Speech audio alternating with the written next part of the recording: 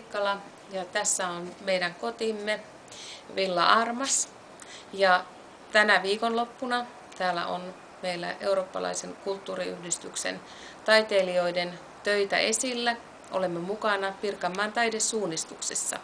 Mennäänpä sisälle. Tervetuloa! Meillä on täällä nyt 26 taiteilijaa, suomalaista että eurooppalaista, ja heiltä on yhteensä 70 työtä esillä.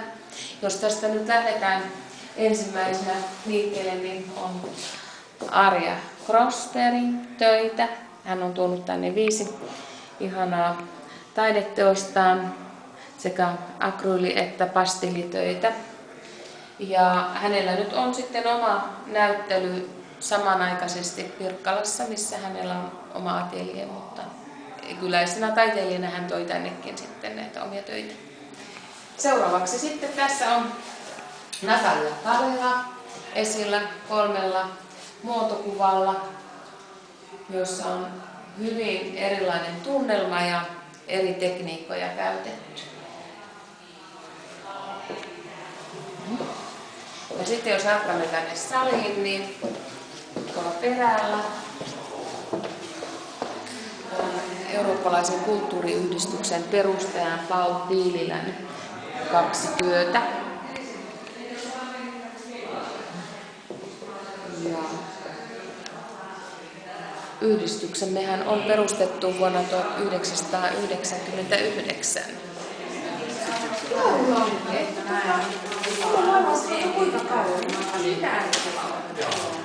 Hän ottaa kuvia. Täällä on niin paljon kauniita töitä, hyviä töitä, että en mä osaa sanoa. Niin. Pitää kertoa. Sano muutamaa. Mitä jäi mieleen? Mitä herättää tunteita? Näytä niitä. No, hyvin mielenkiintoisia on tuolla. Joo. Tuolla toi ylhäällä. Mulla on ton aiheinen lasimosaikkityö. Joo. Tommonen. Ei noin iso, vähän pienempi, mutta samanlaista niin kuin vuoristoa. Joo. Ja sitten ne vaikka noin tuolla täällä vuorissa nämä. Mä tykkään nuo sekä nämä.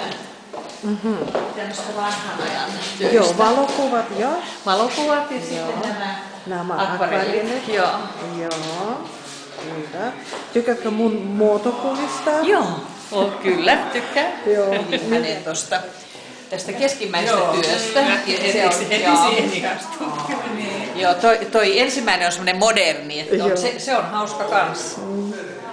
Tästä tulee noin kreikkalaiset veistokset tai italialaiset. Tuosta tulee toi pop-taide mieleen. Niin ja mä sanoin, että hän on oman itsensä sinne vaan vaaleina laittanut. Samanlainen hymy. Joo.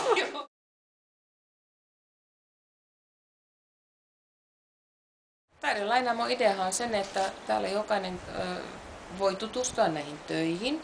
Ja jos joku taulu kiinnostaa erityisesti, niin hän voi sitten ottaa sen taulun vuokralle kotiinsa ja käyttää sitä siellä omaan sisustukseensa, että sopiiko sinne ja yleensä jaksaako sitä taulua sitten kuinka kauan katsella, kiinnostaako se niin pitkään.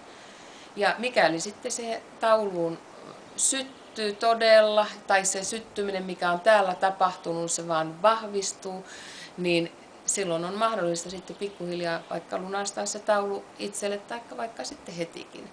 No sitten jos tulee tunne siitä, että tämä taulu ei ollut ehkä minulle sopiva ja ei tässä nyt ole semmoisia inspiraation lähteitä, niin sen taulun voi palauttaa.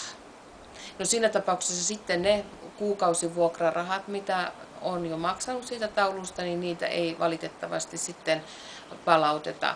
Mutta sitten jos ottaakin jonkun toisen taulun sieltä vastaavasti ja alkaa sitten vuokraamaan sitä uutta taulua, niin tietenkin se katsotaan sitten se edelliset maksut, mitä on maksettu, niin hyvitykseksi. Kuin myös sitten siinä tapauksessa, jos sen taulun haluaa ostaa itselleen, niin totta kai ne vuokrarahat, mitä aikaisemmilta kuukausilta on maksanut, niin ne saa sitten vähentää siitä taulun loppusummasta pois. Että sellainen on tässä taulun vuokrauksessa se periaate lyhykäisyydessään. Ja vuokrahinnat lähtevät tuosta noin 18 eurosta kuukaudessa sitten sen taulun hinnan mukaan, niin mikä se alkuperäinen myyntihinta on, niin sen mukaan sitten lähtee nousemaan ne kuukausivuokrasummat. Ja tässä tilassa nyt meillä on näitä taidelainaamon töitä esillä, mutta myös sitten ihan muutenkin taidetta. Ja itse asiassa varmasti jokaisen taulun kohdalla niin voidaan sitten taiteilijan kanssa neuvotella, että voidaanko se siirtää niin kuin lainattavaksi, vuokrattavaksi. No, tässä vaiheessa mä voisin kertoa vähän sen tästä talosta. Eli tämä meidän kotimme on rakennettu 1932 tänne Pikonlinnan sairaalan alueelle. Tämä sairaala on toiminut keuhkoparantosairaalana ja tämä rakennus, jossa me nyt asustamme, on aikoinaan kuulunut sairaalan ylilääkärille. Ensimmäinen ylilääkäri on Armas Brander, josta sitten tähän meidän kotimme tuli tämä Villa Armas-nimi.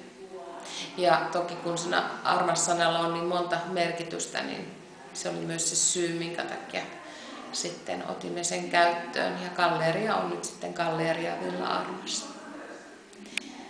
Ja tässä näyttelyyn olemme tarjonneet 4 isoa huonetta. Ja näiden huoneiden neliöpinta-ala on 140. Ripustettavaa seinäpinta-ala on semmoinen 204. Eli tänne mahtuu kyllä hyvin tauluja esille. Ja se mikä on minusta todella ihana, eli tämä on vanha kivitalo, paksut seinät ja nuo ikkunan puitteet, niin noille ikkunoille voidaan asettaa veistoksia ja ne tarjoavat myös ihanan paikan taideteoksille.